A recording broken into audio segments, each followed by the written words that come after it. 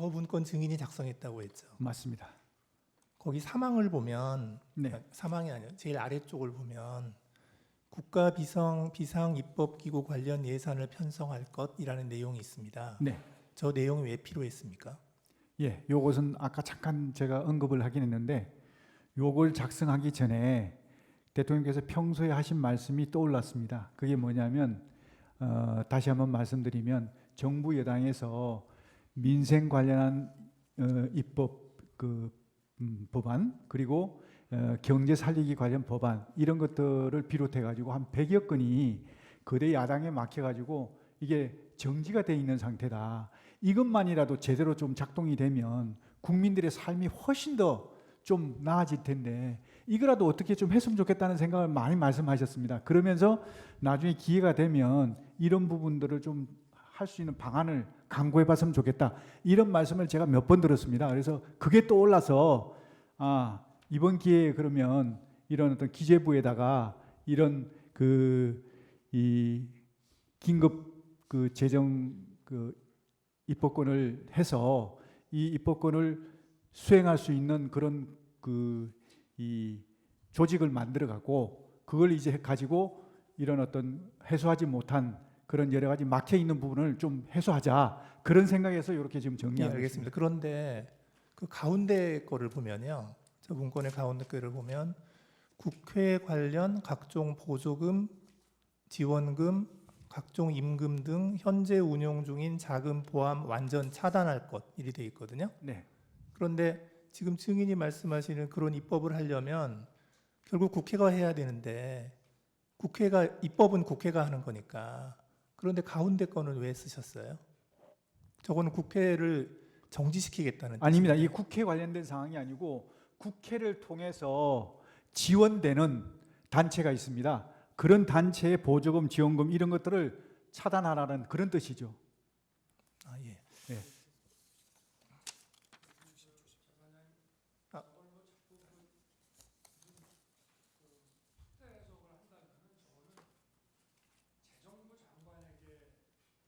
얘기할 사안은 좀 아닌 것 같습니다. 예를 들어서 저거를 국회의 존재를 부정하고 뭐 하는 그런 내용이라면은 저거는 기재부 장관이라는 거는 국회가 만든 예산을 그 예산 범위, 예산의 틀 내에서 무슨 일을 하는 것인데 저거를 만약에 굉장히 아주 극도의 정치적인 차원으로 이해를 한다면은 저거는 더구나 계엄에 대해서 반대를 하는 기재부 장관에게 줄 내용은 저는 아닌 것 같습니다. 그래서 기재부 장관에게 주무부처 장관이 저런 거를 전달했다 그러면은 저거는 좀 어떤 예산의 틀 안에서 한다는 취지로밖에 보지 않을 수 없는가 하는 게 저도 지금 문건을 보면서 갖게 되는. 근데 저기에 보면 네. 임금이라고 되어 있어서 네. 월급 주지 말라는 그 뜻인데. 임금은 아까 전에 잠깐 말씀드렸는데 임금비 이런 개념이 아니고 임금 중에 사실은 이게 불법 임금들이 많다고 얘기를 들었습니다. 그러니까 인원들을 뻥튀기 한다든지 또 없는 인원을 이렇게 해서 한다든지 이런 부정적으로 나가는 임금 이런 어떤 것들을 색출해서 차단해야 되겠다 이런 개념이었습니다. 이게 결국은 저런 거 아니겠습니까? 저 잠깐. 네네. 네, 잠깐만요. 네. 혹시 갑제 2호층 포고령 가지고 계신 분 있으면 좀 보여주시죠.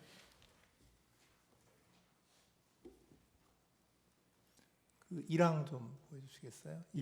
1항 쪽. 저 1항을 좀 확대 좀 해서. 예.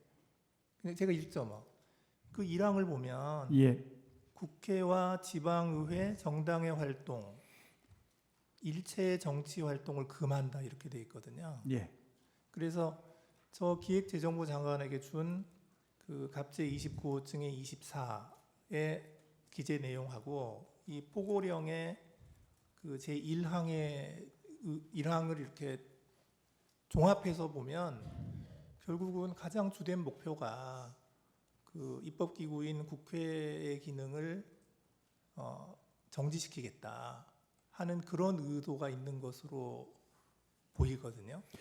저는 솔직히 그렇게까지 하진 않았습니다. 이건 제가 아까 말씀드렸지만 국회의 기본적인 입법 활동은 당연히 존중돼야 되고 보장돼야 된다고 저는 생각하고 있습니다. 그렇기 때문에 다만 정치 활동은 이거는 여러 가지 그 정치 활동을 빙자해서 국가 체계를 문란하게 할 수 있으니까 이런 활동은 좀 어떻게 제한시킬 필요가 있다. 이런 판단에서 정리한 것이지 어떤 입법 활동까지 맡겠다 이런 것은 아니었다. 저는 그렇게 말씀드릴 수 있습니다. 예, 그리고 그 아까 주신문에서 말씀하실 때 증인께서 국회에 병력을 투입시킨 이유가 국회 봉쇄나 침투가 아닌 국회 질서 유지였고 따라서 처음부터 국회를 봉쇄할 아무런 계획도 없었다. 이렇게 말씀하셨어요. 네. 그렇게 말씀하신 거 맞죠? 네. 그런데 실제로 보면 국회의장께서도 그 출입구로 못 들어가서 담을 넘어서 들어갔고, 그리고 일부 국회의원들께서는 그 차단한 병력들이 그 진출로를 열어주지 않아서 국회에 못 들어간 그런 경우도 있었거든요. 그래서 증인께서 말씀하시는 거하고 달리 실제로는 국회 봉쇄가 목표가 아니었나 하는 그러한 정황들이 많이 보이는데 그 점은 어떻게 생각하십니까? 네, 재판관님 말씀 존중합니다. 그런데 저는 생각이 좀 다른 게 말씀하신 대로 제가 만약에 봉쇄를 했다 그러면 국회의장님이 담을 넘어가서는 안 됩니다. 담을 넘어갈 수 없어야 맞는 겁니다. 봉쇄라는 개념 자체는요, 손에 손잡고 정말 울타리를 다 에워싸서 한 사람도 들여보내지 않는 것이 봉쇄입니다. 그런데 정말 많은 사람들이 담을 넘어갔다고 그러더라고요. 그건 봉쇄가 안 됐다는 겁니다. 출입구 위주로 출입구는 왜 막았을까요? 그러니까 출입구 위주로 이제 출입을 통제한 것이죠. 그러니까 출입 통제라는 의미가 출입을 통제한다는 의미가 출입을 완전히 전면 금지한다는 의미가 아니고 출입 통제라는 의미에는 근데 국회의원들을 막았잖아요. 국회의원들 통과를 중간에 다 시켰지 않습니까? 저는 그렇게 알고 있는데.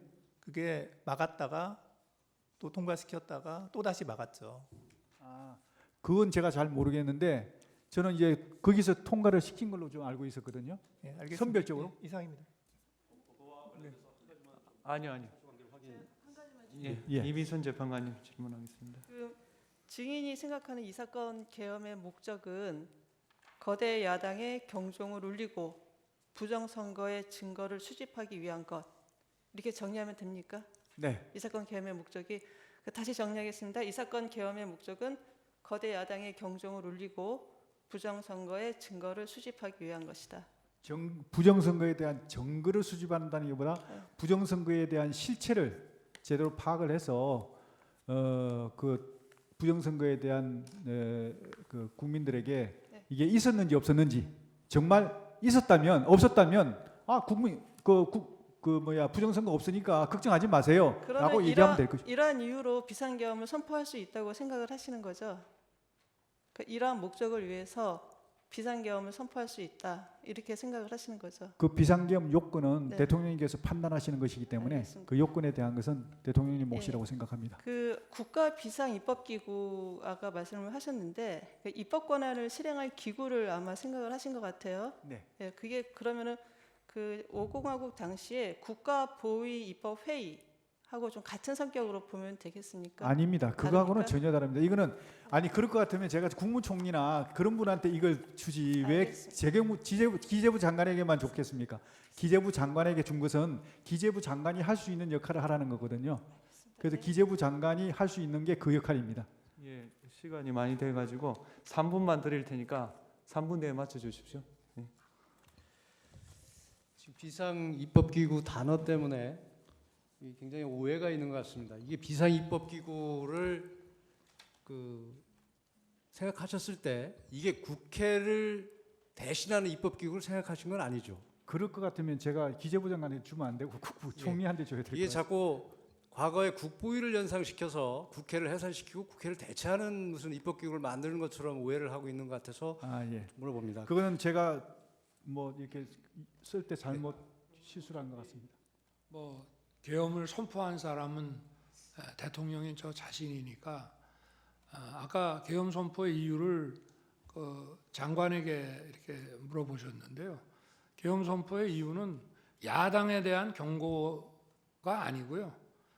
주권자인 국민에게 호소해서 엄정한 감시와 비판을 해달라는 것이지 야당에 대한 경고는 아무리 해봐야 소용이 없습니다. 야당에 대한 경고가 먹힐 거면 이런 비상계엄을 할 필요가 없습니다. 주권자인 국민에 대해서 한 것이고요. 그리고 국보위라는 말씀을 자꾸 하시는데 국보위라고 하면은 이 상황에서 기재부 장관한테 얘기한다는 것 자체가 완전히 넌센스고 국보위를 하는 만약에 상황이라 그러면 이런 거 줄 필요 없습니다.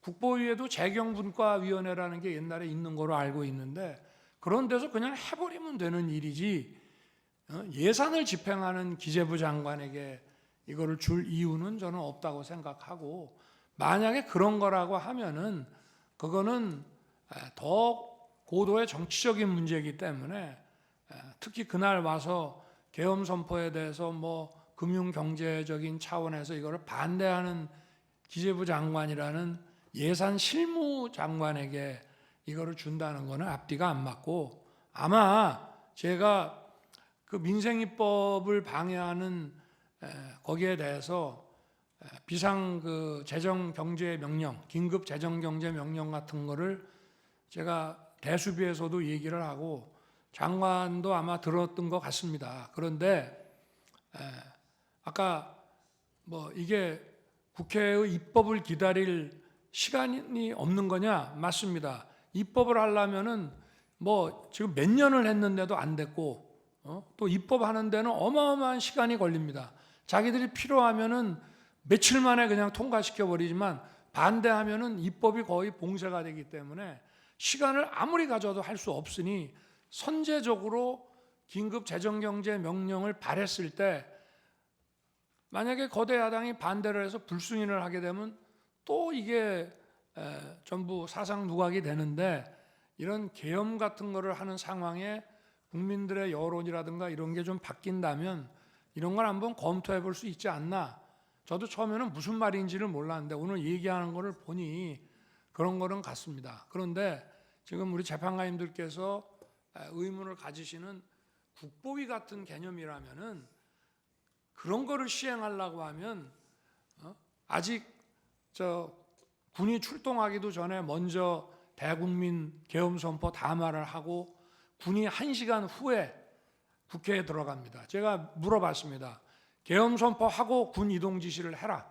그러면 얼마 걸리냐? 그랬더니 1시간 이상 걸린다. 그러면 그 사이에 들어갈 사람은 들어갈 것이다. 국회가 개회 중이고 또 의원회관에도 많은 사람이 있고 소통관에도 또 인원들이 있기 때문에 또 아직도 예결위가 끝나지 않은 상태니까 그래서 이거를 막지 않고 국회라는 이 시스템을 인정하는 한도 내에서 이걸 한 것이기 때문에 그렇게 한 것이고요. 뭐 일부 못 들어갔다라고 얘기를 합니다만은 그럴 수는 없습니다. 다 서울경찰청에서도 그 입구에서 전부 다 들여보냈고요. 군이 도착하기 전에 다 들여보냈고 뭐 어디 통제가 한다 하니까 먼저 들어가려고 담을 넘어가신 분은 계실지 모르지만 190명이나 빠른 시일 내에 들어와서 시간 내에 들어와서 이 계엄 해제 논의를 해가지고 계엄 선포 시간이 계엄 효력 발생 시간이 11시인데 1시에 벌써 계엄 해제 요구 결의안이 통과됐다는 것은 그 사실 자체만으로 보더라도 이거를 통제하고 막지 않았다는 것을 의미합니다. 네, 그렇게 말씀을 드리겠습니다. 네, 알겠고요. 혹시 국회 측에서 같은 시간 쓰시겠습니까? 예. 그러면 오늘 정인 장시간 고생 많으셨습니다. 예.